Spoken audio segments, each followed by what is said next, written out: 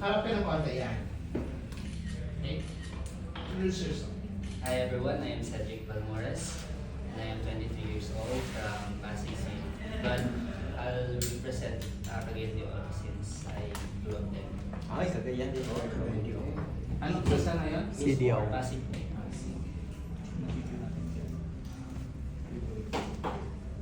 Working or still studying? I'm a graduating student from St. Philip. Course, tourism management.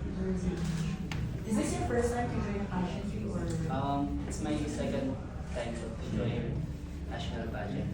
what's your first one? My previous pageant is Mr. Gan. 2023.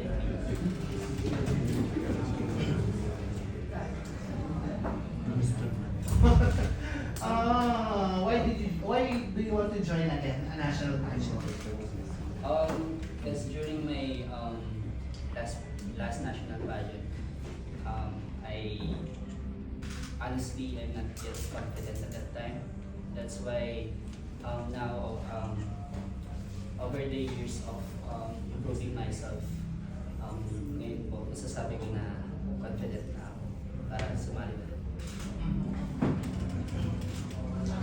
Tell us something more about yourself. Besides studying, ano pa yung ginagawa mo? So, I'm a model po, and I love playing basketball and volleyball. And usually, yun lang po yung ginagawa ko as of now since I'm studying. Limited lang po yung time ko to explore other things. How tall are you? How tall? I'm 5'11". Age 23. Will your parents support you all this way from all the way sa Yeah, my mom is a single mom, so sinusupport ko naman po ako throughout. sa mga pageant? Yes po. Gusto niya yun? Ayos po. Gusto niya na stage mom po siya, so ayun. Are you a solo? Solo son? Yes po, I'm the only son. Sorry po. You mentioned earlier na limited lang yung time mo to explore. Paano pag naging candidate ka ng international? Since po, na national naman na po ako, alam ko po yung yung time na dapat ilalahat during national pageant. So, mag-ano po ako ng oras.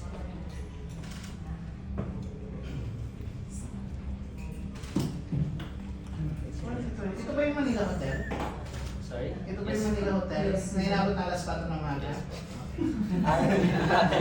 May say. May say po. Naubuwi na ako sa alas 12 magsasali si yung ay title ko yun, si Christian. Oo, si Christian yan. Sa'yo yun, di ba? Tapos alas 4 hindi pa rin nanood na lang ako sa hotel. Ay, talaga? Kayo? Uwi ako. Well,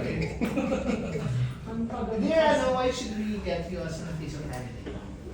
I think kasi po, over the years of joining pageant, I've gained a lot of experiences po. So I think that's enough to be a candidate of Mr. International Philippines.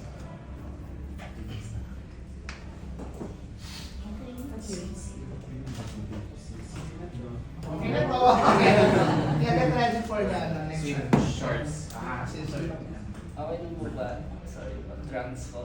Biglaan lang po kasi yung kasala. But wala po talaga sa plan na sumali ako dito. Pero, ayun.